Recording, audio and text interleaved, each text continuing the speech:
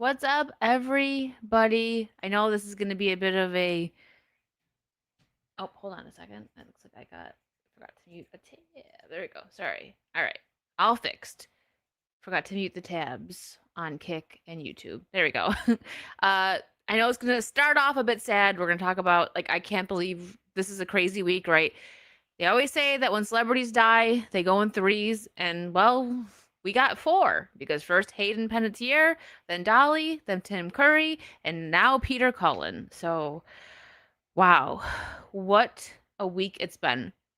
What a week. But before we start, Ken, thank you so much for the two. And I did just get the email right before we started. I noticed it. Thank you so much for sending the gifts. I'll show them off as soon as I get them. I can't wait. I appreciate it so much. Thank you, Ken.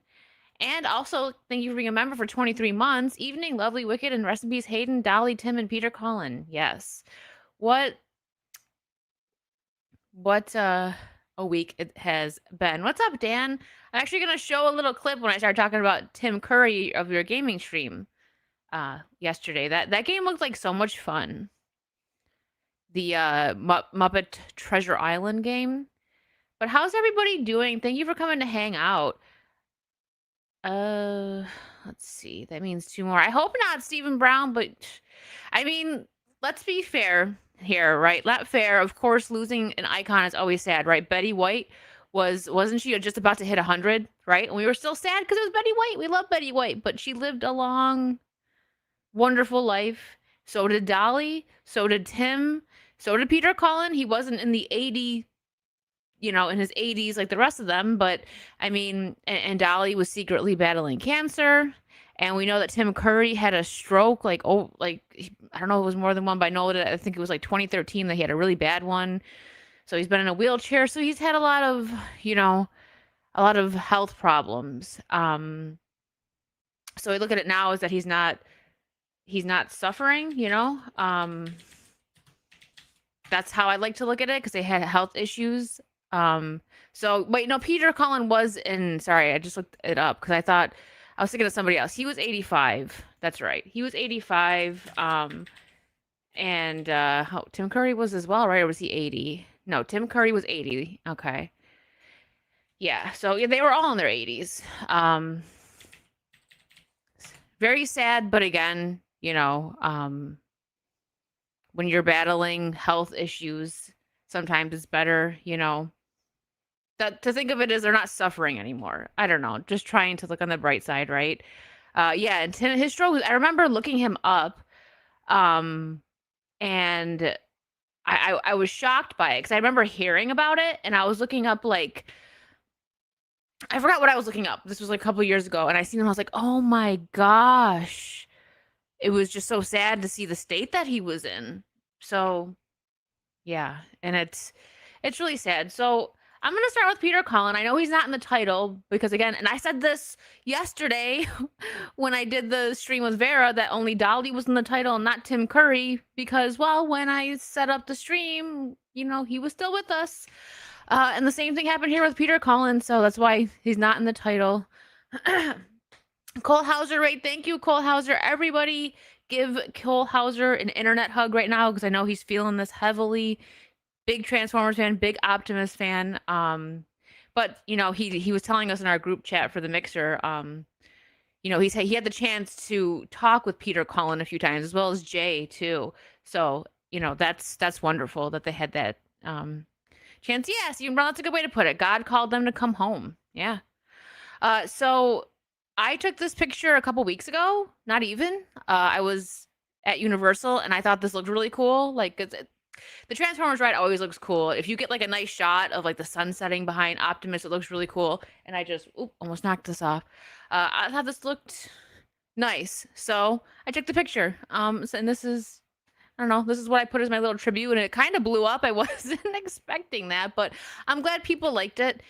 That was my little tribute. I'm sorry, Cole Hauser. Well, look at before you leave, Cole Hauser, because you're probably busy. I want you to see what I bought. Let me minimize this for 1 second. I was at Hobby Lobby today getting stuff together for some cosplays because I'm working on a couple, so I had to go get stuff for 2 cosplays. And I seen this, and it was actually on sale. So if you live near a Hobby Lobby or you like Hobby Lobby,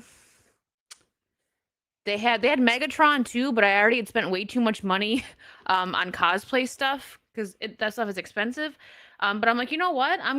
I know, shocking that I didn't get Megatron. I'm like, I gotta get Optimus. So he's my favorite Autobot. Okay, you guys know I like Megatron, but Optimus. I mean, come on. But yeah, it's a model kit, the G1 version. So if you live near a Hobby Lobby, 40% off right now. They don't. Do you have one of these, Cole Hauser? If you don't, I would be willing to give this one to you or get back to Hobby Lobby and find one for you. Let me know. I would not mind that at all. Um, Let me know. But yeah, it's cute. It's a model kit, it's a fun little, I'll go back, and if they don't have Optimus, I'll get myself Megatron and I'll give this one a Cole Hauser. You don't have it? Okay. I got you, Cole Hauser. You can either have this one or I will find one because you're like the number one Transformers fan I know, so you deserve this more than me. I just grabbed it because I walked by and I was like, and it was on sale too, so I'm like, wow, okay. So I will go back and look for you, Cole Hauser. I got you. I know Hobby Lobby does regularly have a 40% sale, but I'll take a look. No problem. No problem, Cole Hauser. I'll make sure you get it at the Transformer Con. But yeah, oops, stop sharing. Hold on. Let me bring that back up. I've gotten a few cute, like, not cute, but like some nice pictures of Optimus. And Jay has a Megatron. Oh, okay. I'll make sure I get it from him. Maybe at honestly, probably Transformers Con because I don't think he's gonna give it to me before Dallas, but maybe we'll see. Yeah, Hobby Lobby has a lot of cool stuff. I love Hobby Lobby. I can spend too much money there, which was why I only got Optimus. But I will go back and make sure Cole Hauser gets one. I thought about it, but I'm like, he probably has it. He has everything, everything that is Optimus. But okay, good to know. I'll make sure you get one. But yeah, it's so sad, and Cole Hauser had mentioned that Frank Welker said that he won't do cons without Peter, and they both were supposed to come to Dallas Con, and Peter canceled a couple few weeks ago. It's been a bit that he canceled, and Frank Welker is still on the list, but I think he's probably gonna pull out of it, which understandably so. I really wanted to meet him. I was gonna get one of my Megatron comic covers signed. I think for mental health reasons, it probably would be smart because everyone's probably gonna be talking about Peter Cullen. He's probably heartbroken. They were friends. I have about 45. Well, now you're gonna have 46. And thank you everybody for liking my retro look today. This is the first time I've worn this dress, and I like it a lot. I mean, that's the reason we do this podcast, right? So that I could wear the dresses. He was a boo too. That's right. And I love a boo. I have fun fact about me. I know we're talking, you know me, I bounce around. That's my favorite possession that I have. I have an Abu from when I was like 4 years old, I think. My mom got it for me at Disney on Ice back when they actually made good products. The last time I went with my niece, long time ago now, well, kind of. They didn't have anything really good for sale, like merchandise wise. And this Abu that I have, I love him. That is it's like, Fire, what are you grabbing? My stuffed animal Abu. I love that thing. I'll show it on stream one day. He's well loved. But yeah, it's back to Peter Cullen. This is extremely sad, and I feel for my friends Cole Hauser and Jay. I know they're both feeling it. I actually think that I broke the news to Jay. I don't think he knew, so I'm sorry I had to be the one to do that. Legend. And this, you know what? I think you guys would appreciate this here. This was, I liked this.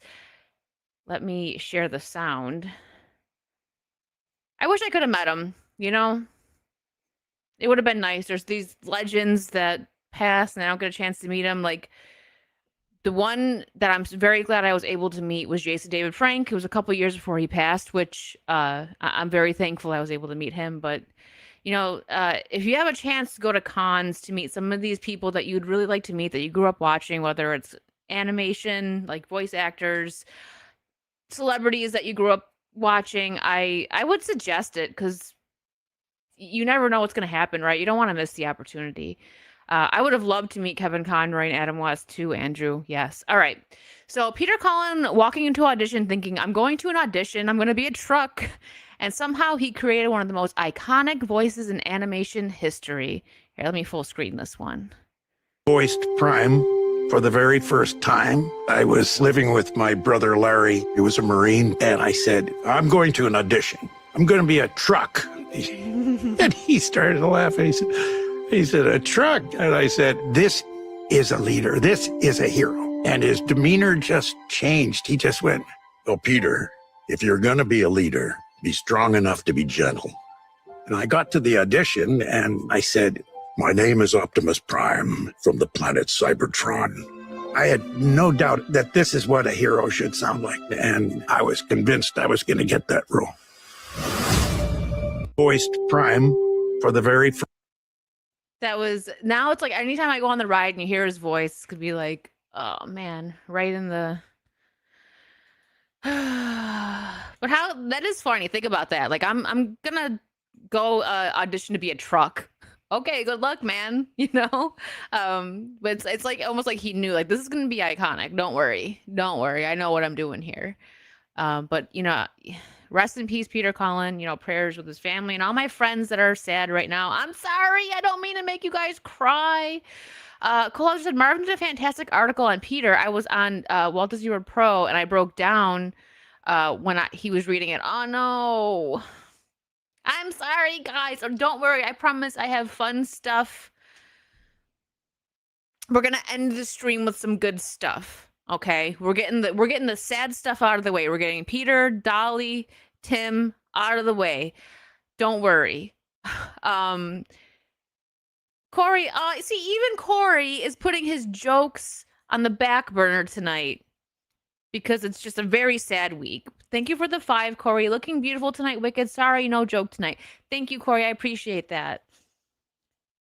And Greg, thank you for the 10 jewels. Christopher Peak has been a member for 9 months. Thank you, Christopher. And Andrew for 37 months. Wow. Happy 37 months to the most beautiful nerd ever, Wicked. Rest in peace, Tim Curry. My introduction to him was Clue.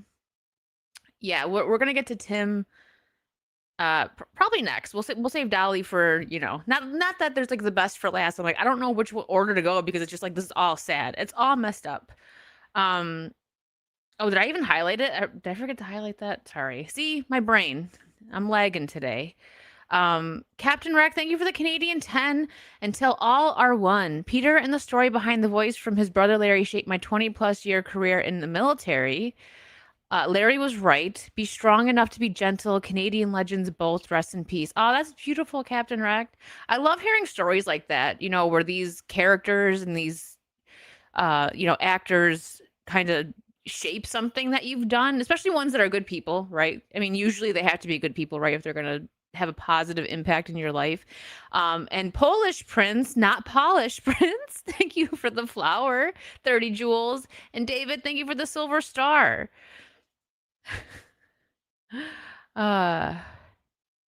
He has Joker's block. No. I feel like he's reading the room. Haven't even gotten over Hayden passing. I know. You know, I should pull. That actually just reminded me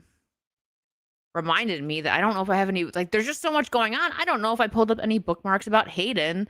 She definitely was somebody that kind of shaped my childhood, right? Like, she's big for like millennials, and then like I'm sure Gen X too, but like because she was younger, she wasn't Gen X herself. The millennials and then maybe like the older Gen Z definitely grew up watching Hayden's movies and stuff. I did not watch Nashville. We'll get to that in a minute though, because I'm jumping all over the place. And yeah, she was only 36. We'll get to Hayden in 1 second, but you guys actually just reminded me to make sure I brought the bookmarks. There's too many sad bookmarks for me to bring up. Too many sad tweets and Instagram posts. I'm like, I can't do it. Oh, and there was another Dolly one that I forgot. See, this is just too much. It's too much. Yeah, Hayden was young. I grew up. I grew up watching her, and I think a lot of I would say all the boys from like 30 to maybe mid 40s probably had a crush on her. Just taking a wild guess. She was a pretty woman, and it's heartbreaking watching what's happening to these, these they were child stars, right? Because some of them are all right, but the weird thing is some of them, she didn't start out in horror. She was a part of Scream, but some of them just like that did movies that were supposed to be wholesome and stuff are the ones that ended up like really messed up, if that makes sense. Because there's some that did like horror movies and all that ended up all right, if that makes sense. Anyways, let me stop jumping around. Let's jump over to Dolly, and then we're gonna do Tim and Hayden, and then we're gonna talk about something happy because my goodness. So, Dolly Parton left behind her final recorded song locked inside a dream box at Dollywood to be opened on her 100th birthday, January 19th, 2046. Do you guys think they're gonna wait? I think they will. I would hope so. Oh my gosh, I'm gonna knock this over. And unfortunately, I don't have anything to show off for Dolly or Tim Curry, like cool wise. I was gonna bring my Three Musketeers VHS, which I think I'm gonna watch that tonight. Underrated movie. And Tim Curry is great in that. But we're talking about Tim Curry next, so let me stop jumping around. My mom actually brought this, and we were listening to this. This was here, let me make myself full here. This was her Rockstar album. See, it's obviously been loved. She's a little bit cracked. This was the album that she made when she was getting inducted into the Rock and Roll Hall of Fame. And she was like, I need to make a rock and roll album. It's actually really good. It's good. And my mom and I were listening to it about a day, I want to say a day or two before she passed. I think it was the day before. And we were talking about going to Dollywood, having a mother-daughter like weekend. We're still gonna do it. But it's weird, right? When situations like that happen, when you're sitting there just like talking about someone and then they pass. So it's a good album. My mom pulled it out and I was like, that's a nice find there, Mom. Oops, I did not mean to do that. I did not see Hayden's tattoo on her. I'll have to check that out in just a moment. So yeah. I hope that this is an iconic song. I'm sure no matter what, people are just going to love it. I think that's sweet that she did that. It's also kind of sad because it's like, did she think that she would be there to open it? I don't know. Someone had told me, Lady Marine, actually, we were talking about this, that she had mentioned, I didn't see this interview, but she mentioned in an interview that her butterfly wings were getting tired. And like, oh. I was trying to find Transformer. Are they selling out? They might be. Especially now. That I have to look into that because Jay wanted me to set up a meetup at City Walk for that, and totally forgot. So I'm gonna have to see if that's even possible now. The tickets might sell out. And a Dolly Parton biopic has been in development prior to the singer's passing. Its current status is unclear. Well, they're going to do it. There's no way they're not going to do it. Especially if it was already in development, meaning she had input on it. Who knows how far along the development was, but I think it would be quite silly of them not to move forward with it. And then this is a little known fact. Obviously, I already knew this because I'm a major Buffy fan, but this is Sarah Michelle Gellar talking about how Dolly Parton's production company, so Dolly Parton basically was a producer, an uncredited producer on Buffy. And I love that. Was an uncredited producer. Yes, little known fact, the legend Dolly Parton was a producer. And hold on a second. Did I share the sound on that? I did. Okay. Never mind. I don't know. Hold on. We never saw her. Like, we get Christmas gifts in the beginning that would have her name, and I would think she doesn't know who I am. And then one day, somebody asked her about it, and she complimented the show and my performance. And I was like, oh, I can die now. Dolly Parton knows who I am and thinks I'm good. Okay, email Dolly. I've always been so fascinated by the fact that you were an uncredited producer on Buffy the Vampire Slayer. Were you a fan of the show? And what was your favorite part about being involved with it? Well, actually, I thought Buffy the Vampire Slayer was a wonderful little show. Actually, my Sand Dollar company, again with Sandy Gallen, my manager, we had a company called Sand Dollar, and we were a small part of that. And I was very, very proud to be part of that. Why'd you come in here looking like... Whoops. There goes the stream. Just kidding. I'm sure I caught it in time, but we'll see. Yeah, but that's a little known fact. I remember I heard that a few years ago, and I was like, wow. It just felt so random.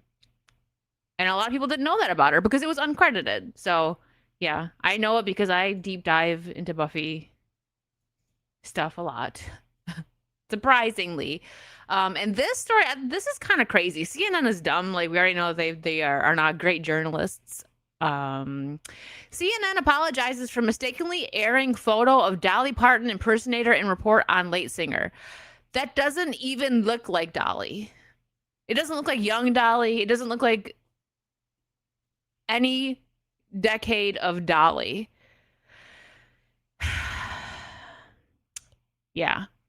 These journalists, man, this is why I say Vera's the real journalist because she does, but like, of course people mess up sometimes, but I'm just saying, like, this is insane. Was that it? Okay, we have one more thing. And this was, I respect this.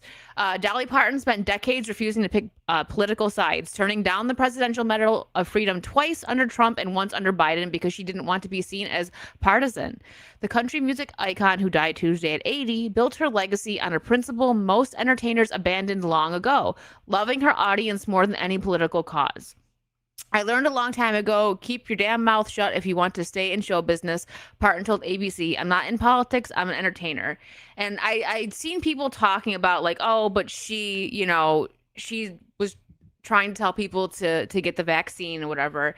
And that doesn't, I don't look at that as political and like her pushing any sort of agenda heavily, right? Because she was elderly, right? And I know a lot of elderly people that got scared, people that I love that were terrified, and they were like, oh, should I get it? Should I not get it? And like, some of them got it, some of them didn't. So I don't, she wasn't being like Jennifer Aniston saying, line people up if they don't get it. You know what I mean? So because she was, when this happened, how old was she? 80? No, she's 80 when she passed, so she was like 75. Yes, exactly. Boomers ain't informed. Exactly. So I think I actually had this conversation with somebody mildly in Jay's chat earlier, or someone said not all boomers are liberal, and I'm like, I don't think that boomers are liberal, and this is the perfect way to say it. They're just not informed, some of them.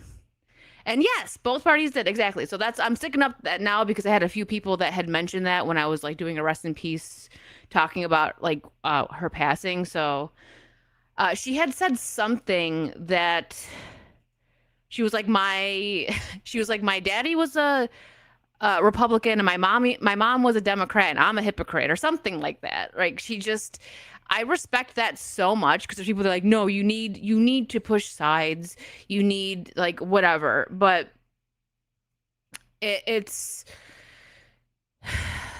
I respect it when people keep it to themselves. Like these celebrities, right? Because they have following, like such a heavy following where they can oh, thank you, Cole Hauser. Hold on. Thank you for the link. But just to finish that thought, since I jump around a lot, these celebrities, you know, a perfect example that I like to use was when they rebooted Will and Grace. I loved Will and Grace back when it first aired. It was a funny show, but like most shows that get rebooted these days, they had to push a political agenda on it. So I wasn't into the new series, but there was a line in it where the one gay guy, Jack, was like, they were talking about who to vote for, not like, don't vote for Trump, blah blah blah, and he was like, like he was like, I don't know, like he doesn't pay attention, like being like that, right?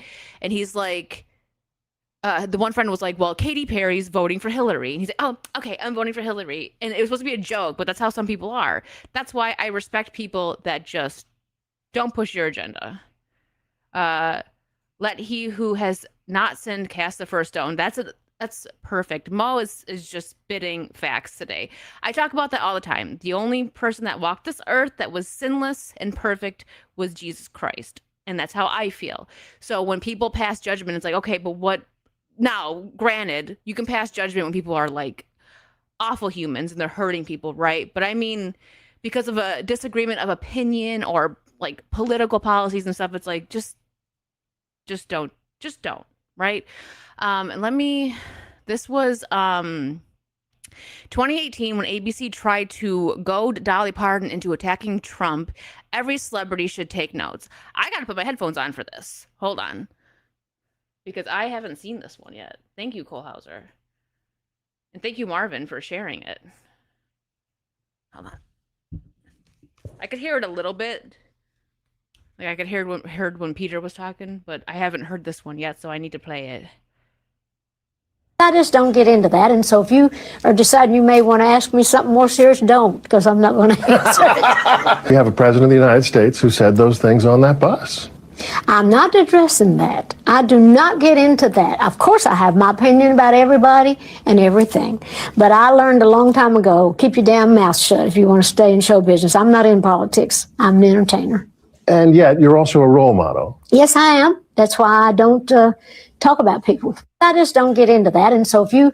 Yeah, I respect that so much. You don't want to alienate your audience, right? And she understood that. And it's funny because when people keep their mouths shut now, they're like, oh, you must be, conservative because you're not pushing the agenda that everyone else in Hollywood pushes. But, I don't know. The people, man. Cal, thank you for the 2. You may remember Annie Film Roster played by Tim. Oh, Annie Film Rooster. Sorry. Wow. The Annie Film Rooster. I don't remember that film. I'll have to look that up. Thank you for the $2. So now we're done with Dolly. Rest in peace. I can't wait to take my mom to Dollywood at some point. We'll have a great time. We've never been to Tennessee, so it's just going to be a couple days. I don't know when because busy, but we will make time. And now Tim Curry. This one, besides Hayden Panettiere, because I grew up with her, and Dolly, obviously, she was like everyone's mom. She did so much good for people. Her imagination library. And I just, yeah. Let me pull this up real quick. But Tim Curry was one that like I watched a lot more of, right? Because obviously his film career, voice roles, everything combined way more than Hayden Panettiere, right? So he was much more in my childhood, right? I think Three Musketeers is one of the most like underrated roles. He plays a great villain in that one. I'm sure you all have seen it. It's such a funny, kind of like it's funny, but it's also like dramatic and stuff. I don't know. It has like the perfect blend of everything. He's done so much though. And also Forte and Beauty and the Beast, Enchanted Christmas. That's one. Yeah. See, he also knew how to keep his mouth shut and entertain. Yeah. But let's what was this? Sorry. Tim Curry talking about Barbie in the Nutcracker like she's a real actress he worked with. First of all, I was kind of astonished that she hadn't, made a movie before, because she is a sort of world star. And I thought it was kind of flattering to be in her movie. First of all, I was kind of... I do like that he's talking about her like she was a real person. What do we have here? Oh, here we go. Hopefully I don't get in trouble for this one. This is my favorite scene. It's always been my favorite scene from Home Alone 2. When he just goes, I love you. I love it. With everybody. Snuffy, Al, Leo, little Mo with the gimpy leg, Cheeks, Boney Bob, Cliff. His name is Cliff. Sorry, I gotta be careful. I don't know how long this clip is, and I should probably pause it here and there because I might get in trouble. No. It's a lie. I could go on forever, baby. I'm terribly sorry, sir, but I'm afraid you're mistaken. You've been spooching with everybody. I didn't do the whole clip. Okay. It's still this was Home Alone 2 was probably my introduction to Tim Curry. I have to say that it had to be. And this one, I'm glad Mo's here because I can ask you guys again. I can reach out to chat once again. I definitely like, because this is giving the Ben Affleck cigarette vibes, and I know Risk It came through and made Mo in his penguin onesie in that meme style. I'm just saying, I think the midday mixer could really benefit from Mo as Pennywise, like this one. So if anyone can do it, like, I'm not gonna stop you. I think that would be really funny. Clue is your favorite. He carried that film from top to bottom. Clue was fantastic. Picking a favorite is so hard with Tim Curry. Like, I don't know what it was with the Three Musketeers. I think that was one of the films that we just had on VHS and I watched it over and over again. I really liked it. I don't know. Obviously, like, Pennywise, iconic. Now, Rocky Horror Picture Show, I know that may be one of the most iconic to a lot of people. I understand it's cultural relevant and like people really liking that. I didn't dislike it. I think he did a great job. Like, he's just a great actor, or was a great actor. But that wasn't my favorite. Like, that's not something I watched all the time. Fern Gully, that's right. He was in Fern Gully, and yeah, Three Musketeers did have a great cast. I think I might watch that tonight. I haven't even opened it yet. I think Wiley gave it to me. I'm pretty sure Wiley sent that one to me. It's not even opened yet. But and I'll record a little reel for you guys when I pop it in. I'll wait till Tim Curry pops in though, when his scene. His most iconic role is from Congo. So the Muppets have released a statement on the tragic passing of Tim Curry. Few humans have earned the title of honorary Muppet more than the legendary Tim Curry. As a performer, he was unparalleled, witty, charming, unnerving, and deeply funny. We will always consider it one of our greatest treasures to have been a part of Long John Silver's crew. Thank you for everything, Tim. Oh, I love this. I have a few figures from the Muppets, the Treasure Island, and I have them put away. They're great. Thank you for those, Wiley. Now it's like I want to pull them out and just like thank you, Jose. I appreciate that. I'll wait to watch it then until I have the physical copy. And this, while we're on that topic, Dan, this was so relaxing. I was about to restart Dan's stream when I went to sleep and just like play it because it was so relaxing, but I'm like, with my luck, he'll like yell in the middle of the stream and wake me up, so maybe not a good idea. But the game itself was extremely relaxing. I don't know if you finished it, Dan, or if you're gonna play it again, but this, definitely go back and check out Dan's Muppet Treasure Island stream that he did last night. I think yeah, technically it's a kid's game. I think I know a way to raise the game's volume. But it was a lot of fun to watch. I only caught a little bit of it. On my desktop, here, let's see if we can keep all the character. Get to a Tim Curry line. Okay. Hold on. I know we can. 'Cause he has a few Hey, how's it going? Good afternoon. What year did this come out? Yeah, I know. Sometimes I could fall asleep like, and then I fall asleep and Dan just like, no! Or something. And I'll be like, okay, now I'm awake. Elaine, I see you. Just a second. He gets excited. Or like if someone sends a big super chat, he probably would yell. So I'm like, oh my goodness.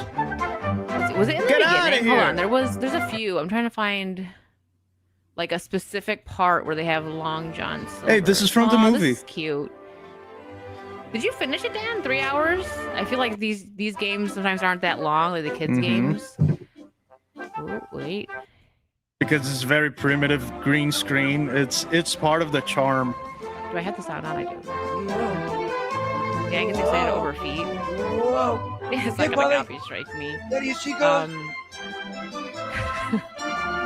I remember on Saucy, I sent Dan a picture of a doll's feet. Ah, there he is!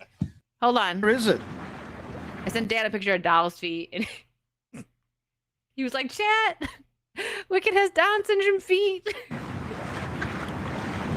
You did finish it? Okay. Well, here, let me copy the link. Lower the gangway. Chat. What about You the guys go Henway? back and watch. What's a Henway? About 3 pounds. Hello. Ah! You didn't get it? It's Cajun Quarry. He's about to Lower pop the up. I saw gangway. it. What Let it about the play for a Henway? minute. This has turned into a Dan Vask stream. He's taken over. All hands Here he on comes. deck. Oh, aye, Captain. My hands are on deck. Now I what want to should watch do? Muppet Treasure Island. Captain? Captain? Sheesh.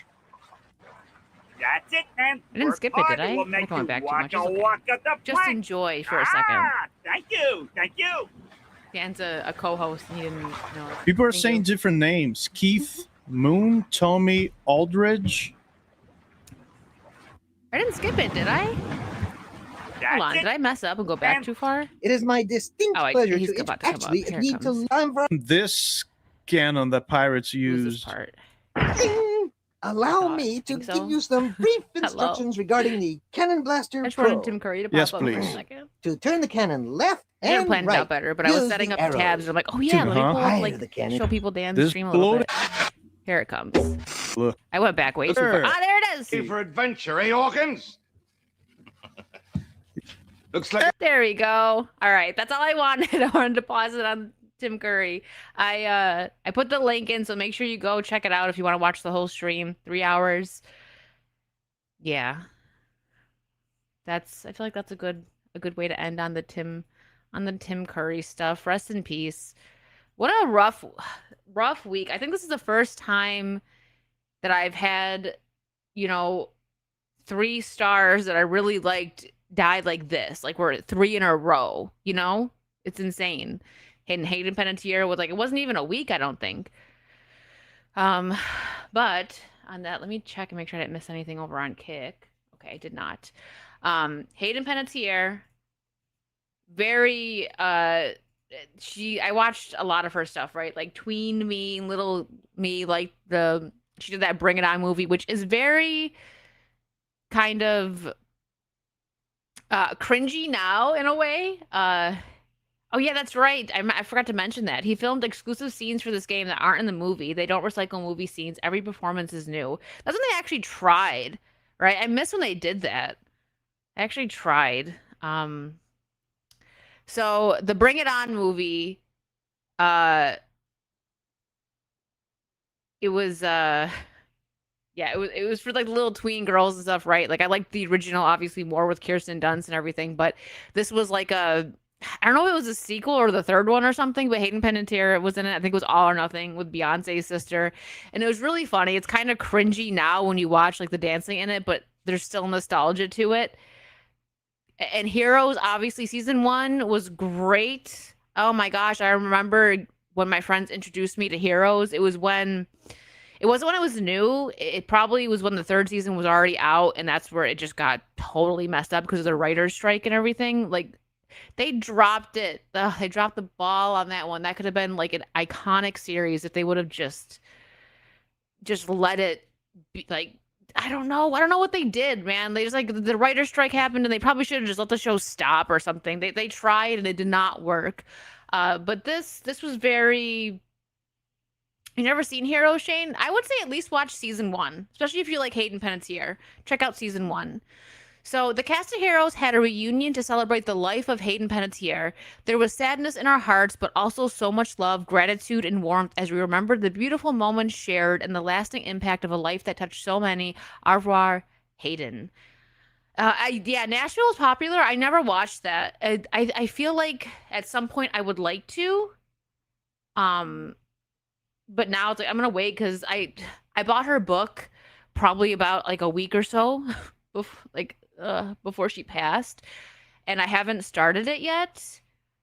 And I'm waiting because I feel like it's gonna make me sad because she talks about everything that she went through in Hollywood, which is another reason why people are like, okay, put the tinfoil hat on. What's going on here? She exposes people and then she ODs. It happens too much in Hollywood with these actors. She's been in a lot. People forget that she was in Remember the Titans. She was Dot in A Bug's Life. She had a very long career because she was 36 when she passed and she was like 6, I think, when she started acting, maybe even younger. Uh, and she was a good actress. It's a shame what happened to her, the substance abuse and everything. Amanda Bynes shared this TikTok that just absolutely broke my heart because Amanda Bynes is another one that I grew up with, and I will never make fun of what she's going through because she just got messed up, right? There's stories that Amanda Bynes' parents were giving her like cocaine when she was a kid before she was going on these talk shows and stuff, and it's like, what the frig, man? We hear horror stories about these kids. Like, I don't know. Okay, listen, no judgment here to anybody that is into like those dance mom shows and stuff and like toddlers and tiaras, but I can't watch that stuff. And you hear that they give them like Red Bulls and stuff. It's just, no, don't put your kids to work. Let them be kids. But Amanda Bynes shared. Sorry, I'm losing my voice. I'm getting all like choked up over all this. And Raider, I see you. Thank you so much. I'll get to that in just a second. Thank you, Raider. Um, I like now Raider made me lose my train of thought. It's okay. It's really sad. And Amanda Bynes shared a TikTok where she didn't say anything, but if you look up Amanda Bynes, you know how she looks now, and it's heartbreaking to see the way she is. And she had a picture of her and Hayden Panettiere from like early 2000s, and that was like her tribute, just the picture behind them, and yeah, heartbreaking. Heartbreaking. She was way too young. And Raider with the 73-51 in a sad face. I know it's a sad week. It's such a sad week. I can't wait to see all my friends in Dallas. I feel like we all just need a hangout. Let me see. Let me play something nice for Raider.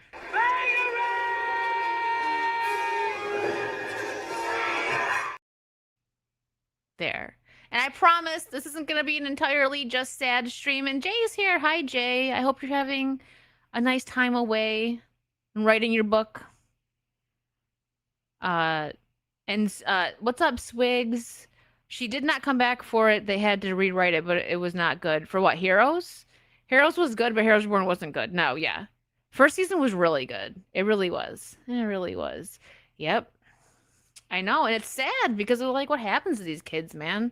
Don't put your kids in show business. How about that? How about you just work and take care of your kids like you're supposed to, not the other way around.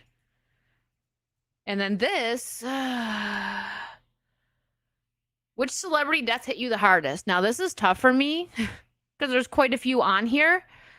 I'd have to say, like, as far as like franchises and stuff that I like the most, obviously, like Giles is one of my favorite characters, and Buffy. Anthony Stewart Head was fantastic actor, so that one really hit. I mean, Nicholas Brennan too. I love like this year two of the main cast of Buffy gone. Quite a bit. Catherine O'Hara probably though, if I'm going to be honest, because just her. Tons of iconic roles, but just her role in Home Alone. This has been a year, man. It's been a tough year. But like I said before, the best way to maybe look at this is like, you know, they're not in pain anymore. A lot of them were you know, struggling with cancer and just like bad health problems. So they're not in pain anymore. I don't know. I know that some people think of that as like a cope, but I mean, it is. I had something else that I was going to share, and I don't know if I bookmarked it. Gosh darn it. Well, that's okay. I guess we've had enough sadness, right? And with Hayden Panettiere, her and Michelle Trachtenberg, they were both an Ice Princess, so the girlies are feeling it with that. Like we lost them both in a year. Very young too. I guess I don't have it. There was a oh no, I know. Let me go. Vera has it. She just broke all of our hearts the other day. It's not going to be the same. One of the one of the first movies I always watch around Christmas time is Home Alone and Home Alone 2. Where is it? Oh yeah, I forgot that X switched their stuff. Like the reposts are in a different section now. Here we go. This hit, and now we're all gonna be sad one more time, and then I'll move on. I promise. This will be the first Christmas without them. Rest in peace. I love Home Alone 2. That's one where like when people argue like, "Hey, the second is better than the first one." I'm not going to argue with you. I like the first more because that's just the one I watched the most, but I would not argue that 2 is just as good. So now when Christmas time comes around and I watch them, it's going to be so sad. And there was that scene where I saw a post everyone was sharing that's like everyone in the scene has passed. It was her, the father, Tim Curry, Uncle Frank is in the background. Of course, Uncle Frank is still with us, right? He's gonna outlive everybody. And I think Buzz was also in the background, but people were being too like critical of the picture. The main focus of that scene was those three, and they're all gone now. Sad. I've seen the movie Clue. I've seen Clue. It's a good one. So let's take a breather. I think Uncle Frank's kind of funny. Like he is like a jerk, but when he's like, "Look what you did, you little jerk." I don't know. Everybody has an uncle like that in their life. You have to.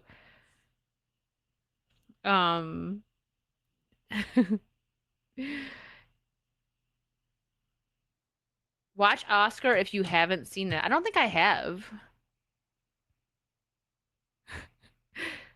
I'm gonna have an existential crisis, Buster Voodoo. Thanks for pointing it out.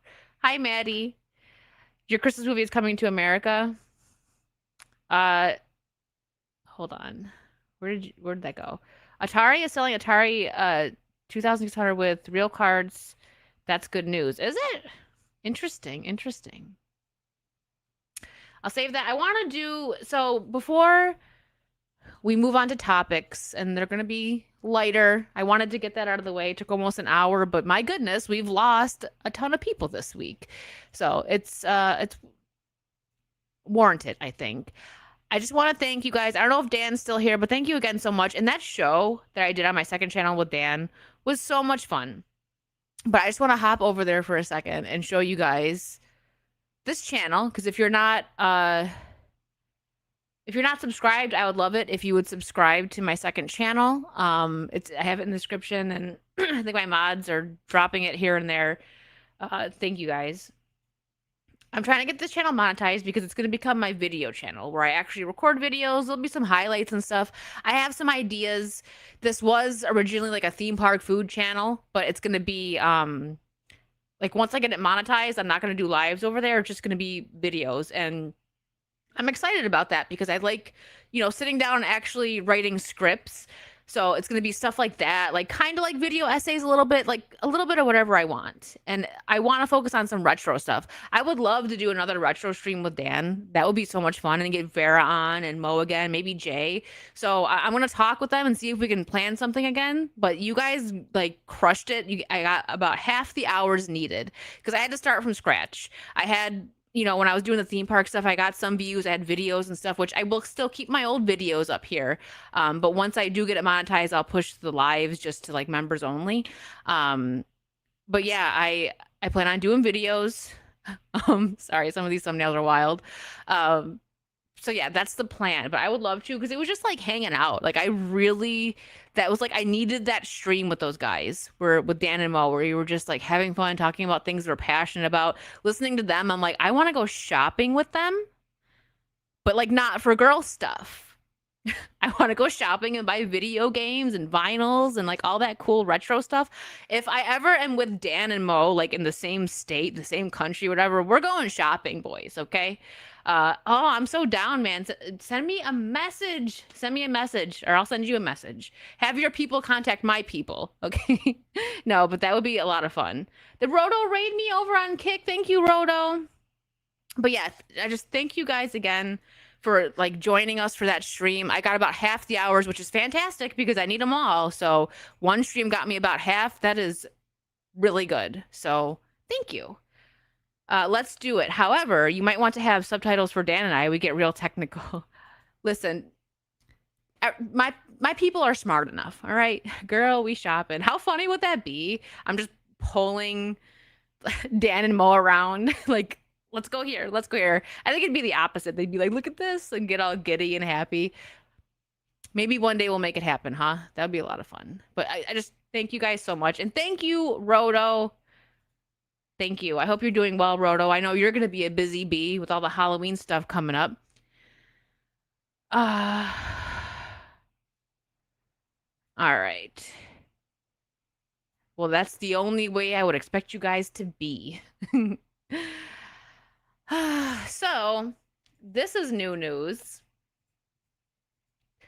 A startup called Operation Bluebird just launched, claiming X abandoned the Twitter name and bird logo back when Musk rebranded in 2022.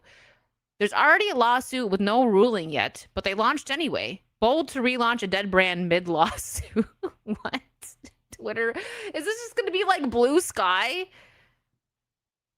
Listen, I can't. I don't think I could even like log into Blue Sky. I don't think so. Because have you guys ever been on Threads?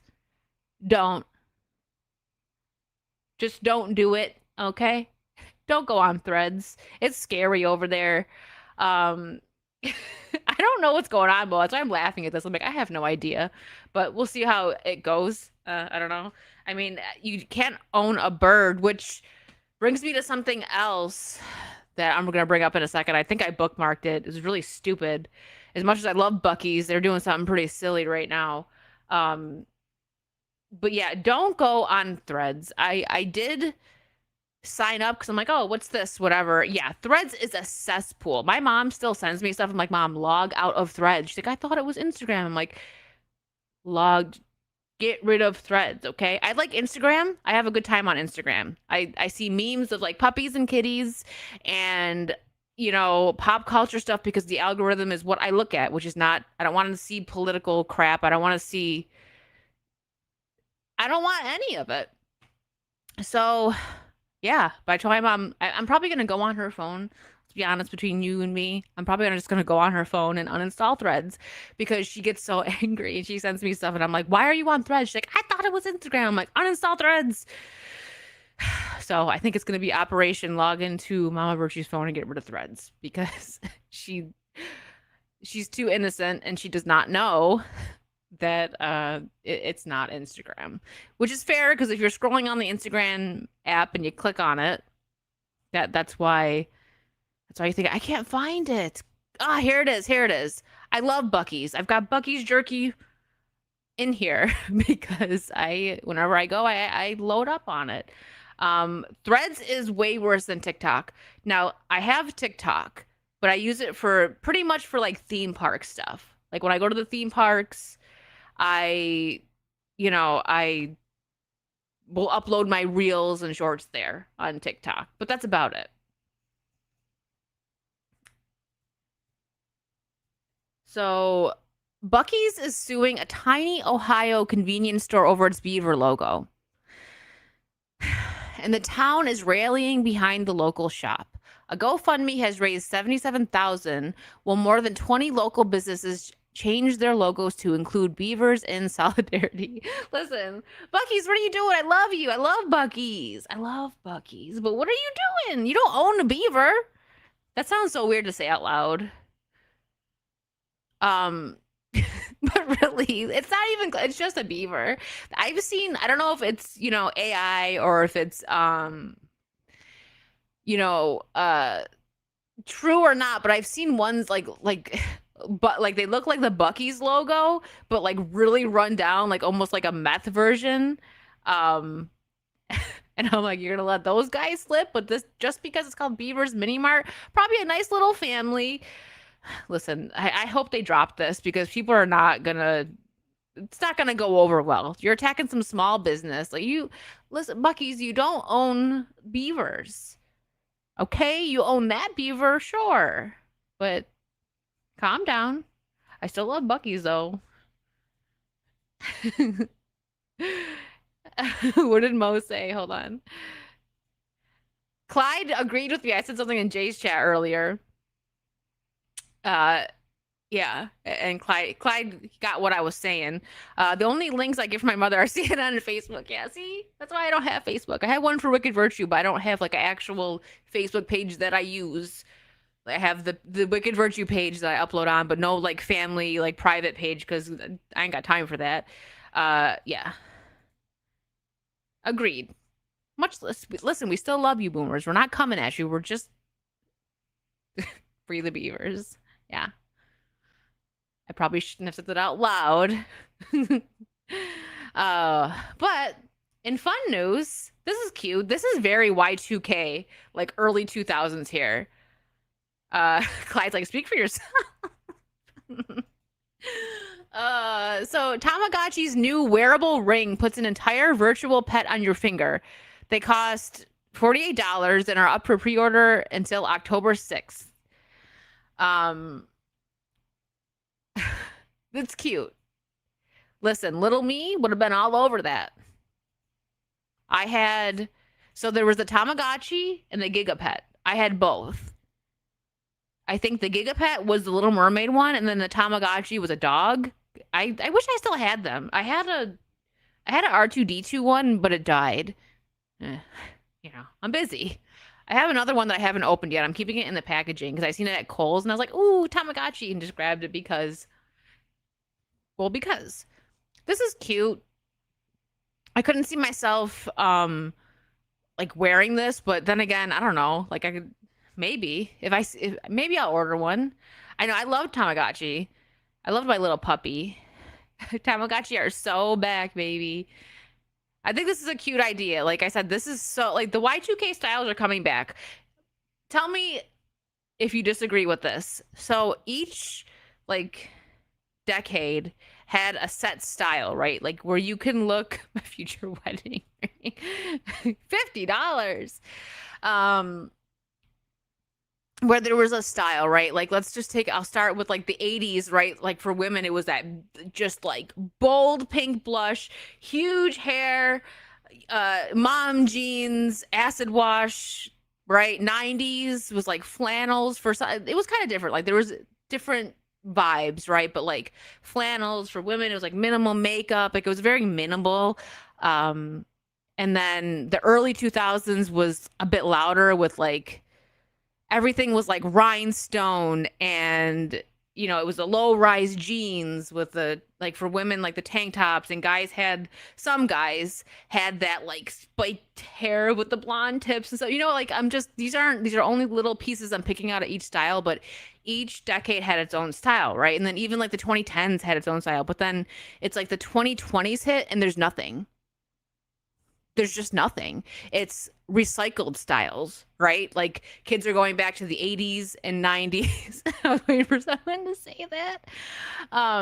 They're going back to like the 80s and 90s, and then even like the early 2000s. Like there's little girls that are wearing stuff that like high schoolers wore in the early 2000s, and they're like, wow, this is so retro. And it's like, Mo, you had frosted tips? Do you have pictures? I want to see. So it's all going back now, right? Like 2020s, it's just a mix of different decades. Like I like the 90s. Don't be sorry. He knows what he did. It probably was not a very long time he had that haircut. So my point here is that everything is coming back, but like at once. Normally something might come back into style just like one decade, right? But no, like right now, like 2020s has no style of its own. So it's like, okay, we're going back to Y2K into the 90s, into the 80s. I say that while I'm dressed in like a 50s dress. But hey, I've always liked retro. I just like it. 80s were awesome. I can confirm. And I didn't even live in the US. Dan. That's not what I said. I'm not repeating it. Dan wrote, he wanted me to repeat that. You thought you were going to get me. Yeah, you're right, Jose. I would say from like the 80s until like the 2010s, that was pretty much it. There was the goths, the nerds, the jocks, the preps, skaters, and the stoners. Pretty much. Yeah. Watching co-jeans make a comeback in the future. Everything is making a comeback. Everything is making a comeback. Tips. Okay, Dan, you did not mishair that. He just wanted to get me to say this. No. Everything's making a comeback though. But I think that's a cute idea. Would I spend $50 for a Tamagotchi ring? I don't think so. Okay, Dan. Because I just spent $10 on a regular Tamagotchi at Kohl's, so like,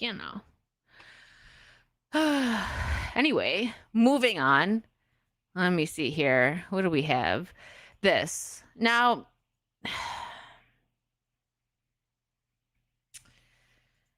I understand that the stepsisters in Cinderella are supposed to be ugly. So they got that right. But nobody asked for this.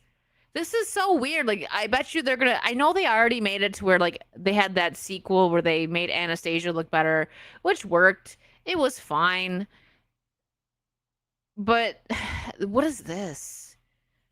Steps. The first look at Steps. I just feel like nobody asked for this. There's so many creative minds out there. Not saying Disney's hiring them. Maybe eventually they'll get the memo. I don't know. But there's so many creative minds that they could hire to write new stories and start like a whole new generation for Disney and like bring it back. Now 2D animation coming back would be really great. That's what I would like. I try to see the good in things because we're always constantly focusing on the bad and the negative, and it gets tiresome. But this is just why? Just why? I get it. They're supposed to be ugly. Cool. You guys got that right, but nobody asked for this. I don't understand why they're making a stepsisters movie. Like, I don't know what this is going to be. Is it going to be like after Cinderella gets married? Is it going to be before? But I mean, I guess it's after because like the age, or at least during, because they were very young when Tremaine married Cinderella's dad. I don't know, man. I don't need it, but maybe they'll surprise us and it'll be decent. Who knows? What do I have here? And you know what? On a nice note, which I'm going to order, and I want to say thank you to Wiley Dave because he messaged me and offered to buy these for me. But since I don't have a P.O. box and I'm not sure when I'll get one, I want this really bad, so I'm going to order it myself. I don't usually, besides a few that Wiley has sent me, and Tara Crystal too, some of the Audrey and Marilyn dolls from Tara. And I actually should show this off. The next Wicked at Night, I will show this one off. It's beautiful. I have a Edward Scissorhands doll that's from Mattel, and I don't want to open it because it looks so nice in the packaging, but I might have to. I'm at the point where I'm gonna start opening some of this stuff because I know I'm not gonna sell it. So what I do is I either give away to people that I know are gonna enjoy it, or I'm just gonna keep it. So it's like the stuff I'm gonna keep, why don't I just open it? Now, I will admit that they made like Angel looks not like so masculine and manly like he normally is, but it's Mattel. This is Barbie. Ken's not masculine. So it's like I'm okay with that. It's not like they're trying to like make him feminine. It's just that this is a Barbie. So that's just how it is. I love Buffy though. Her shoes, I got the scythe right back there. I love that they did that. So they threw that in. Yeah, I got rid of my P.O. box it's been gone for about a month. I need to, now that my mom's here, I need to like organize, make room. I'm giving away some stuff and I can't really accept more stuff right now. And I haven't moved. No, I've been in the same place for about a year, but yeah. Yeah. So I'll get it back eventually, but I have no idea when. But yeah, I want to get that. I want to get the doll. So I set an alarm for the date that it drops. And there's also a gorgeous Marilyn Monroe doll coming out that I might want to get, but I don't know. Buffy and Angel is more important. So I have a story here that I would like to get your guys' input on. It's kind of wild. And in the comments, it seems that it's a mixed here. Like people aren't fully on one side or the other. I mean, it's like 50-50 kind of. Not 50-50. I think that it is more so on one side, but some of the comments surprised me a little bit, we'll say. So after a bus driver in California reportedly refused to let children off the bus, an agitated mother broke into the school bus and climbed through to get her son. The incident began when students became rowdy and the driver stopped the vehicle, told the students to close the windows, and called the police. Scared students called their parents, prompting several family members to rush to the scene. Let's take a look at this. And I'll give you guys my input here in just a minute. That is a mama bear, okay? I'm sorry, I gotta say that is a mama bear right there. Oh, I thought she was about to start swinging.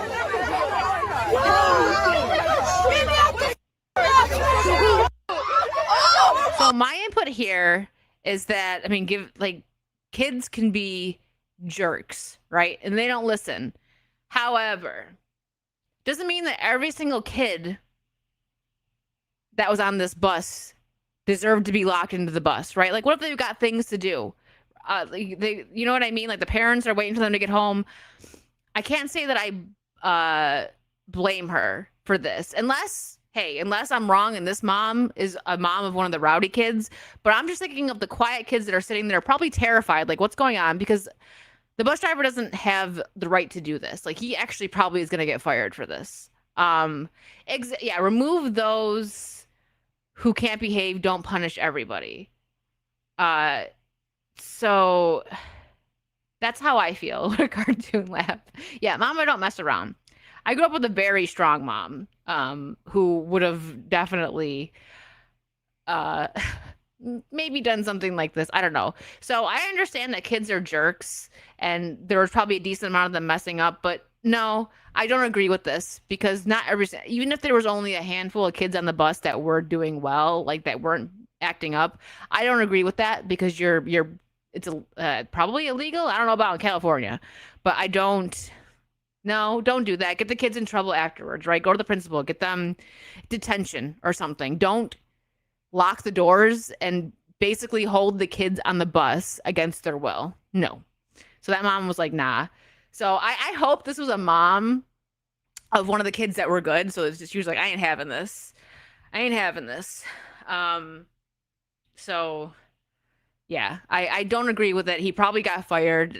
But you know what? I hope he finds a better job, because he probably was at his wit's end. This mom, though, like, don't mess with mama bears. That's it. Yeah. So I disagree with what he did, because I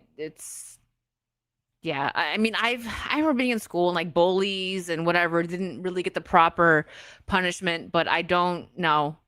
I don't think the bus driver should have taken it upon himself to do that. But yeah, no, I was just interested. It was kind of like half and half here.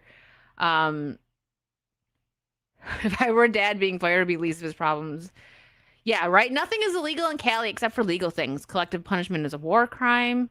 Public school system does not allow you to properly handle the disruptive ones. I agree with that, but that's still, I don't think that punishing the non-disruptive ones is good.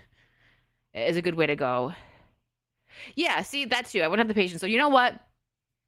I see what that guy was trying to do. He was wrong for doing that. I hope he finds a better job, because I'm sure the parents raised a stink and he probably got fired for that. You know what? Let's switch over to a kind of sad, but also kind of like romantic story. Mo says, hold on. I had a bully.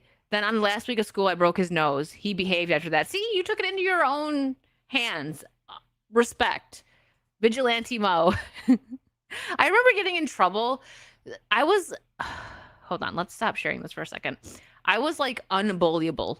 Whatever. I don't know what word to use, but bullies couldn't get to me. I just did not care. Maybe that's why I do such a good job on the internet, because when people say dumb stuff, I might highlight them and come at them just if I'm in the mood that day, but I don't dwell on it. I don't care. So as a kid, if somebody tried to bully me, I was really like a smart aleck. So if you tried to bully me, I'm going to hurt your feelings way more. Like, and I was really quick with it too, even as a kid. And then they just stopped. Plot twist, because the bully eventually, maybe, like, I definitely did not, like, I would stand up for the little guy. Like, I remember, random story, there was this one kid who was like really nerdy. Like, think of like Revenge of the Nerds nerdy. And one of my friends knocked his books down because she thought it was funny. And I embarrassed the heck out of her. This was like maybe 8th grade. I was like, she looked at me like I was gonna laugh, and I was like, "What's wrong with you?" And everyone looked at her like they looked at her like, "What's wrong with you?" And I helped to pick up his books. Like that's how I was. But if somebody approached me and tried to bully me, like it just didn't work. I remember getting in trouble for like doing this to a bully once. I was just like, whatever. I ain't got time for you. I did that and then I walked away. And then I got called to the principal's office. My mom came in and was like, listen, no, I ran a protection racket.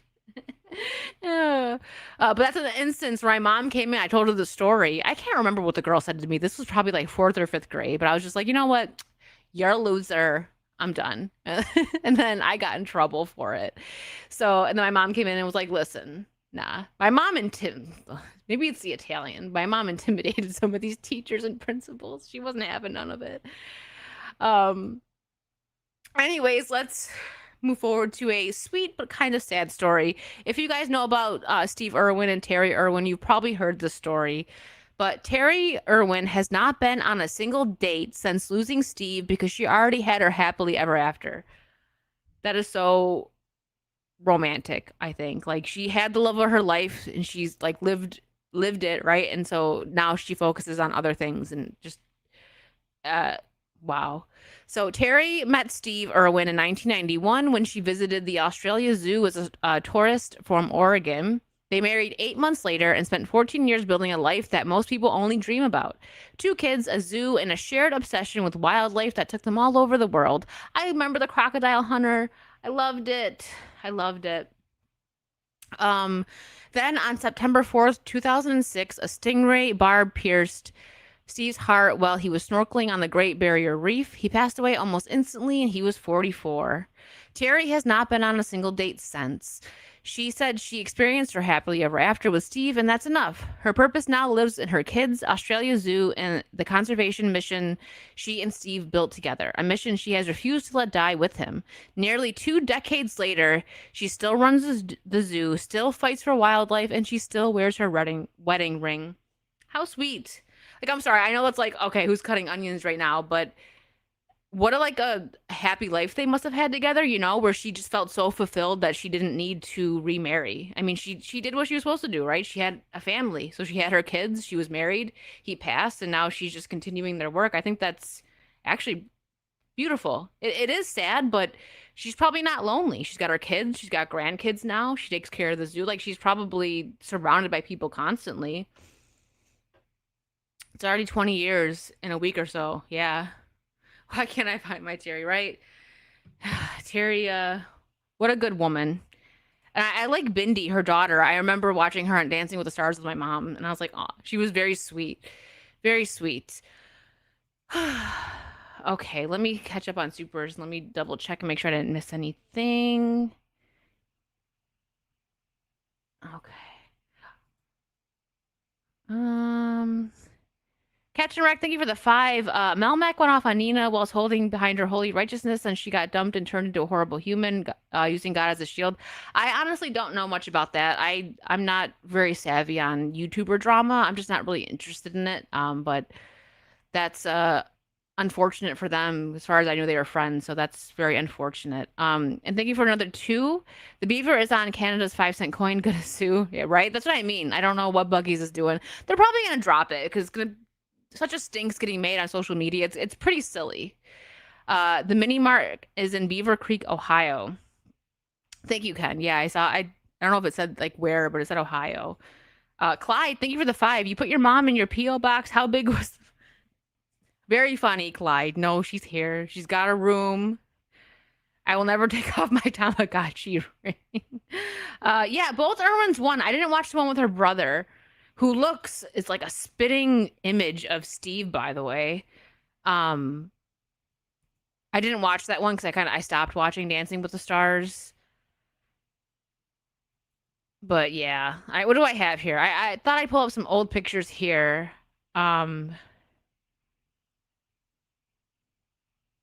Let's see. I thought this was a nice little still. Behind the scenes with Audrey Hepburn and Fred Astaire on Funny Face 1957. I love looking at pictures like this. Like they're classics for a reason, right? And iconic. because you don't, I mean, obviously there's still pretty pictures that are taken. But this stuff, it's just like it's a piece of history just frozen in time. And I love it. I gotta watch Funny Face again. It's been a while. And then this I thought was also very pretty. That dress is gorgeous. Julie Andrews in Camelot is the most beautiful anyone has looked on stage. She's not gonna be a part of the new Princess Diaries, which is like, it makes me not really want to watch it. But that is look at that dress. That's gorgeous. What a pretty Renaissance Festival dress that would be. That's where my mind goes. What else do I have here? I'm saving that for the end. This I love. What humans used to build. I'm the lady in red. Yes, it's a new dress. I haven't worn it yet. I have not seen Spielberg's movie Always. No. I'm not going to share sound for this because I don't know if I think it has a copyright music. But how pretty is this? I want to go here. It reminds me of it reminds me of Beauty and the Beast. I want to go. This is it probably says it. Where is this? Abbey Library. Switzerland. Okay. Beautiful. Absolutely beautiful. As a Spielberg happen, you should put that on the list. I will, Sean. Thank you for the recommendation. There's one there. I didn't know that Audrey did a Robin Hood movie with Sean Connery. I've never seen that. I need to. That's on the list too. You just reminded me of that. What's up, Faithful Geek? Okay, I want to see. Hold on. I feel like I had something else. I don't feel like talking about GTA. We can save that. We'll save that for Saucy. I didn't watch the what do you call it? The Netflix thing, but apparently it did like freeze Netflix for a little bit. I don't know. I don't know. It's not that I don't care about GTA. I'm just not that hyped for it. I'm gonna wait for it to come out on PC, so I'm not gonna play it for at least another year. I'm trying to see what else before I move on to a certain topic here. Any little hits? Do you have an update on the Vera's Better Co-host plan execution? I do not. I'm sure if anyone's gonna get Ryan to say it, it'll be Vera. I think she just has to get him like a Charizard card or something, and here we go. Oh wait, hold on. This is so cute. Hold on. So, a kitten was rescued from inside an excavator by a construction crew, and she is now part of their crew. Sue the kitten has her own work vest and hard hat too. How cute is this? I'm sorry. We need some heartwarming stuff after the first hour of this. Just talking about everyone we've lost this week. How cute is that? Very cute. And this too. I have one more thing. I'm not really a cat person. Don't tell Vera. She'll get mad at me. I like dogs more. But this is cute. Kittens are cute. Babies are cute. I love it. I don't know. I've always been a dog person. I had a cat once, though. He was very chill. I did love him. High school. What is this? Nope. It's all sad. I was going through my, what I had to talk about and going over all the sad stuff we already talked about. Nope, we talked about that yesterday. Oh, this one. I totally forgot about this. So, did you guys see this story? Yeah, I just think dogs are a bit more loyal. Listen, my cat was great. He was so chill.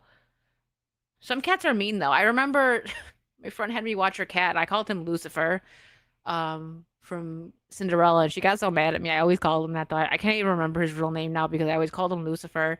He was mean. I'm like, why do you like this thing? He was so mean. I don't know. Dogs are nicer. At that point, I had my cute little puppers that was just loving and snuggled with me and all that. So yeah, I don't know. This is a sad story though. A Nintendo fan had more than 860 NES games worth up to $100,000 stolen after spending 40 years collecting them.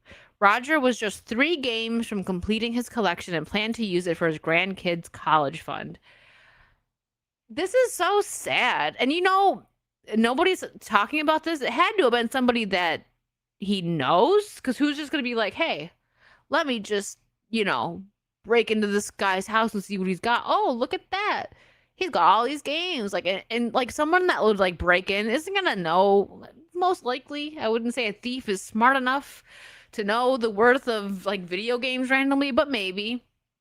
There's also that inside job. There's people in the comments saying because he said that he was going to use this for his grandkids' college fund, they're like, did he really lose the games? Now, this is all allegedly stuff.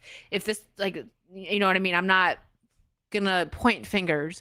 But because he said that, people are like, maybe it didn't get stolen or he had somebody take them and he's going to do like some kind of GoFundMe or something.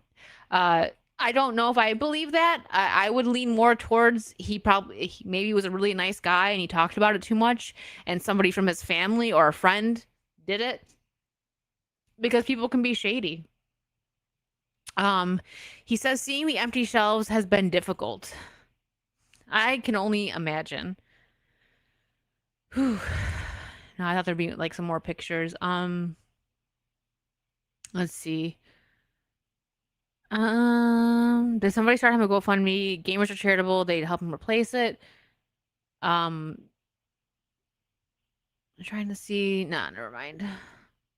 I gotta be careful scrolling through X-Con. It was Dan. No, Dan's too nice for that. It wasn't Dan. Dan probably has all the games that he had, but this is very sad. I'll pay attention to the story and see if anything comes out of it. But I definitely would point that it was an inside job. It wasn't just some random thief that went in and only stole the games, unless more was taken, but I think they would have mentioned that. That's sad. People suck. I don't know how someone could steal. That is disgusting. Absolutely disgusting. Dan is a Sony PlayStation collector more than he's so a Brazilian. What's that mean? Very, very sad story though. Let me see here. I'll see if there's anything. Yeah, see, it wasn't Dan. Dan, honestly, I'm gonna save this for our next retro stream. Actually, I'll save that question for that. Give me a second to scroll here, because I kind of like I talk really fast, even though I try to stay on topics like longer. I can't help but zip because I don't want like dead air and stuff. So I just kind of zip through topics. I'm like, oh wait a minute. I've gone through everything already. Whoopsie. What's this? Oh, talked about that. On Vera and Virtue. What's this one? Nah. We already talked about Bucky's. Nah. What's this? Oh my gosh. So I'm just looking at stuff. Oh, here we go. I meant to talk about this, and I actually, before I forget, I might have already put this in the midday mixer chat, but if not, I'm going to do it right now so that we can cover. I think we'll be back next week. I believe that we're good for all of September, by the way. All right. So people were talking about the Michael movie and wondering why Janet wasn't in it. Paris Jackson had her thoughts on it, and if I'm going to be completely honest, obviously they didn't touch everything. Like, my goodness, to touch every single topic, every like big event that happened in Michael Jackson's life, it would be like a 10-part movie that's at least 2.5 hours each, right? Like, so much happened, right? And they had to change the final act of it, and you guys know how I feel. I loved it. That's movie of the year for me. And if I can't pick a musical movie of the year, Project Hail Mary would be it for me. But Michael, went to go see it twice. I already have the physical like collector's edition from Lionsgate. Loved it. Anyways, so people were wondering, they're like, why wasn't Janet a part of it? And she didn't really speak on it. She didn't speak ill of the movie. Paris Jackson kind of did, and the way that she spoke about it made me think that she was just mad that they didn't completely do it the way she wanted to. Her brother was a part of it. Prince Jackson, which some of the behind the scenes stuff is very like sweet watching him work with Jafar Jackson. So I think that Paris just maybe, for a lack of a better term, kind of threw a fit. That's what I think. And Janet, this kind of explains right here why she wasn't in it and didn't have anything to do with it. So Jafar Jackson says that Janet Jackson wasn't included in Michael as she may be planning a biopic of her own, which makes sense. I don't want to speak too early, but Janet has ideas of maybe doing her own film. So having someone portrayed in this and then choosing a different actor of her own is just... So that makes sense. It makes complete sense that, and she's a huge name as well. So her biopic would also do well. So that makes a lot of sense because she didn't say anything. This is different because this was his family working on it. That's her nephew. So I think the Michael movie hit different because it was his family working on it. It wasn't, so yeah. That makes sense. If she's working on her own, that's why she wasn't Janet wasn't in the film. Like not herself, but somebody portraying her because she's going to have an actor portray her in her biopic. So, and it would make sense that she wants to choose her own actor for that. So it makes perfect sense. Shane, they might. Who knows? Russell Hall, boobs out for Dolly with a sad face. Thank you for the 2, Russell. Yeah, understandable. So that makes sense because I was wondering why. I was talking with one of my friends after I went to go see it about how much I enjoyed it because it was, if you haven't seen it yet and you're a Michael Jackson fan, I would suggest it because it's not, it's more of a celebration of his life. It does talk about certain things, that aren't a celebration because his life up until bad and it ends where it's going into the bad era. So, and it was like the way that they transitioned was pretty good. I hope Janet's working on her own film. I would like to see that. I wonder how she's going to incorporate Michael into her film though. Like if she's working on it, it's probably going to take some time to, finish up. Obviously, it seems like it's not even being filmed yet. So if it's focusing on her, they'll probably just have some background person that's like Michael. I don't really know. But Polish Prince, thank you for the 5. I am Optimus Prime, and I send this message to any surviving Autobots taking refuge among the stars. We are here. We are waiting until all are one. I'm sorry that I don't have I am Optimus Prime, and I send this message to... I can't. I'm trying, Liz. That's enough. I already do the Megatron. I can't do Optimus Prime 2. They sound too similar. Thank you, Polish Prince, for the 5. And Russell Hall, no, thank you in advance for the 2, Wicked. What does that mean, Russell? I think I might know what that means. And thank you for another 2. Hold on, what do I have here? Oh, look at it. Toby's in the corner, and it looks like he's giving a thumbs up. Hold on, one more. Oh, sorry. It's little things, really. It's the little things. All right, what do we have here? So this, I thought... I love this. Let me refresh this. Hold on. Because it's one thing that stinks about... Rerun. Here we go. No, pause it. I love this. So on this date, this was 2 weeks ago, so sorry, I'm a little late on it. On this date in 1932, Disney released... Here, let me share the thing. I'm going to play it. I love this. And I miss this old animation style.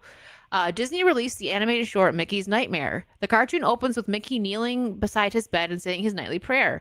Well, Walt Disney voiced Mickey throughout the short. The scene is especially interesting because he delivers the prayer in a soft, almost whisper-like voice that sounds so much closer to Walt's natural speaking voice and Mickey's familiar animated tone. So I just like this. They don't really put this... I shouldn't say they don't, because in the newer X-Men, it's just not as much. Because they had like it was a Rogue with the Bible in the new X-Men cartoon. But I like seeing this, and I miss this animation. I lay me down to sleep. I pray the Lord my soul to keep. If I should die before I wake, I pray the Lord my soul to take. God bless Minnie. God bless Pluto. God bless everybody. Amen. Yeah, that was definitely closer to Walt's natural voice. I like stuff like that. I also miss this type of Disney as well. I just don't. I know it's like to save money, whatever, but it's like, come on, man. You're Disney. You're the Walt Disney Company. Why do you need to save money when you could be putting out beautiful animation? I don't.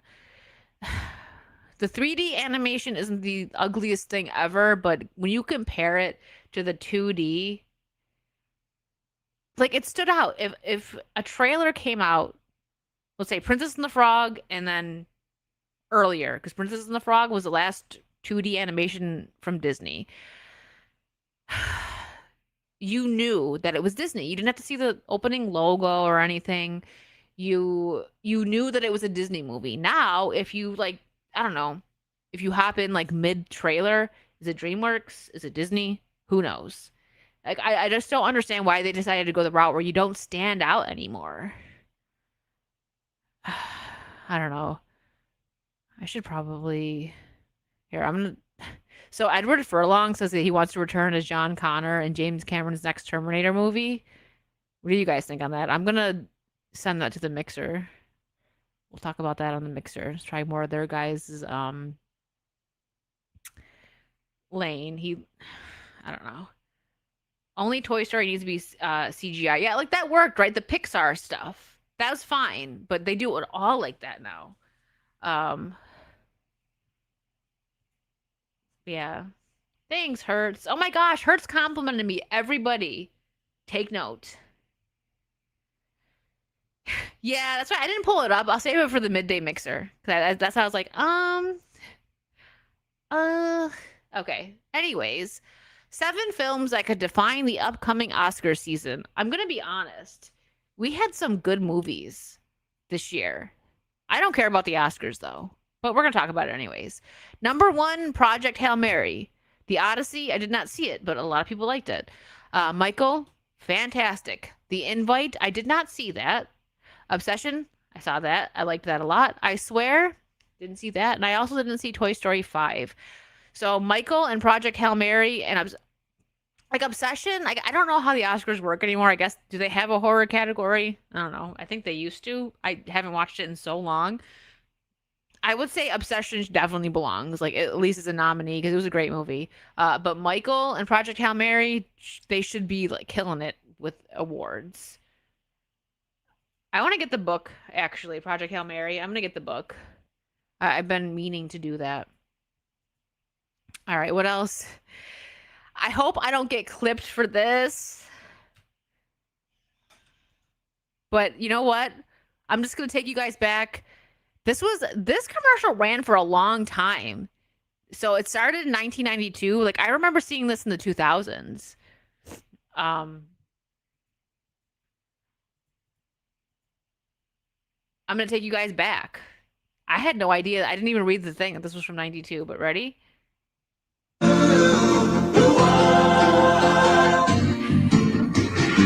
It doesn't matter what comes, fresh goes better in life.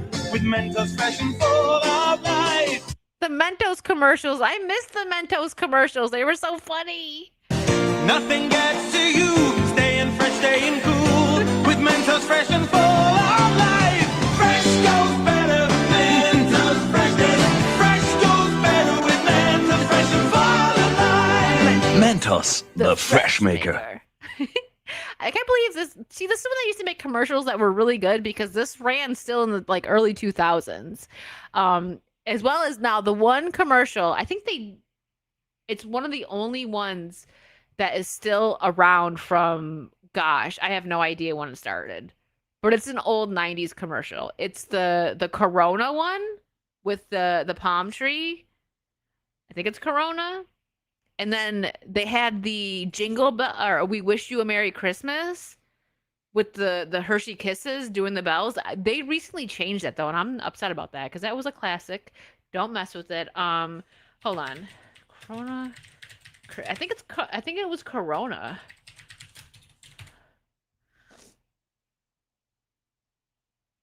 Yeah, it was.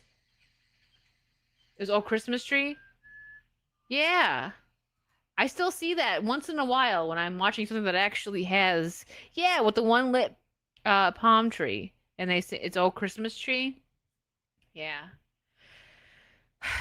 I feel like we took it for granted. Like even up into like the 2010s, like we actually had decent commercials. I used to like to watch the Super Bowl for commercials, and now we'll get like a 30-second ad and we're like, this is disgusting. I don't want ads. I don't have time for this. Like we need to humble ourselves. Some some uh like Hulu and some of these streaming services, they're very freaking aggressive. Like you watch 5 minutes of a show and then you get a 2 minute commercial. That's aggressive. Okay. I don't remember being like that when I was a kid. Uh, did you guys know that Corona is a lot like having, oh my gosh, Alaska back. It took me a second. Okay. Nice joke. I'll pop that up for everyone to read it. Thank you, Bonsai. I appreciate it. So, if you're new here, this is my bi-weekly show, Wicked at Night, where I do dress retro. I dress retro. I try to go for like that 50s, 60s vibe kind of. So I appreciate that you guys like it. I think. Let me see here. Yeah. So I love this speech. I know not everybody. Was this from the movie Rocky?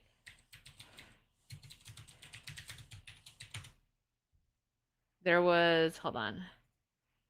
Which I still actually need to open up the pack that I got. Not Rocky 5, but no, it was Rocky Balboa. That's what this one's from 2006. I had to open up my VHS that I have of all of them. That'll be fun. So this speech, I don't know. I know people don't like Rocky 5, but I do like. Shane already knows what I'm about to bring up. Sometimes people just need to hear this. When this pops back up on like my Instagram or I see it, I listen to it and I save it and I like share it and stuff because sometimes people need this motivation. And I just like this speech is powerful. I really like it. So we're going to listen to it. Ain't all sunshine and rainbows. It's a very mean and nasty place, and I don't care how tough you are, it will beat you to your knees and keep you there permanently if you let it. You, me, or nobody is gonna hit as hard as life. But it ain't about how hard you hit. It's about how hard you can get hit and keep moving forward. How much you can take and keep moving forward. That's how winning is done. Now, if you know what you're worth, now go out and get what you're worth. But you gotta be willing to take the hits and not pointing fingers saying you ain't where you wanna be because of him or her or anybody. Cowards do that and that ain't you. You're better than that. The world ain't all sunshine. I love this. The reason why I like to share it once in a while is because I feel like sometimes people need to hear it. You could be like in your own way. You know, this is like, for me, this is like the anti-victimhood speech, right? Like he's like, stop with the victimhood, okay? Stop feeling sorry for yourself. You want to change something about yourself, get up and do it, right? We all know people like that, right? They're like, man, like I really need to, I don't know, like lose some weight, but they don't want to change the way they eat. They don't want to exercise. They don't like, that's just like an example. That's like a big thing because there's a lot of, especially in America, a lot of overweight people.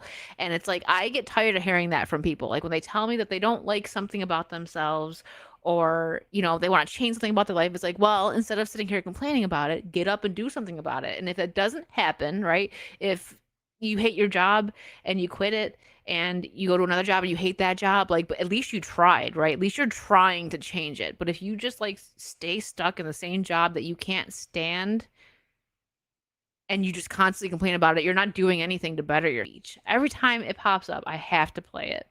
What are you talking about, Herds? I'm not calling anybody out.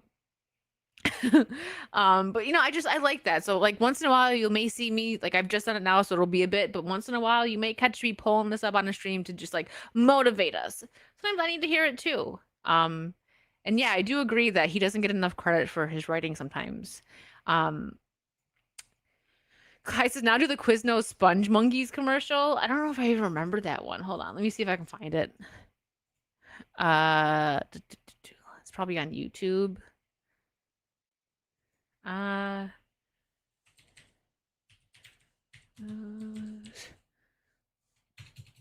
Is it not? Oh, there it goes. Let me see. Let me listen first to make sure. Oh, I remember this. Hold on, I do remember this. We'll just do the beginning of it because it's gonna jump scare everybody. Quiznos has disappeared. Is there still even a Quiznos around? Hold on. The thumbnail, I was like, oh yes, I remember this. We love these subs! Cause they are good to us! The Quiznos subs! They are tasty, they are crunchy, they are warm because they toast them! They got a pepper bar! Quiznos new Santa Fe trio. Oh my gosh, this guy's profile picture. Thank you, Doom Guy. I appreciate that. I haven't seen one in years either, Wiley. It's been, but you know, I moved too, so I don't know. Maybe different states still have them. That's a real ad. It said 18 years ago. Yeah. Do you guys remember the Taco Bell commercials? I'm not gonna pull them up. Maybe we can make this a thing when I do like the next retro stream with Dan, because I'm curious to see what commercials he's seen. I love doing stuff with like people from other countries, like showing them stuff, because even sometimes like X-Ray, you know, and Cole Hauser have most likely seen a lot of the stuff because it's like Canada's like America adjacent, right? But there's still stuff that I've showed that like they have no idea. Well, at least X-Ray, but to be fair, she missed out on a lot. So yeah, there's that. But like Disparu, it's like a completely different culture sometimes. But I would love to. I'm gonna do that. I think I'm curious to do that with Dan because I don't know what, like, I know like a lot of pop culture he does know, but probably not like our commercials and stuff. Let's see. All right, you know what? I'm gonna send you guys over to Mo. He's playing Fortnite. Did I miss? Hold on. Nope, I got Clyde's comment. Let me double check Steam here. Make sure I haven't missed anything. Thank you guys so much for hanging out. So this is a bi-weekly show, but unfortunately the next one that's supposed to happen, I'm gonna be in Dallas. So there's just gonna be a couple week break from Wicked at Night. So just letting you guys know, because I will be in Dallas. Actually, I'll be traveling around the time that I will be doing the show. The next one's supposed to be. So you guys are amazing. Thank you so much. Go say hi to Mo, and I'll see you tomorrow for some gaming. Metal Gear Solid Part 3 tomorrow night. Have a good night. Bye.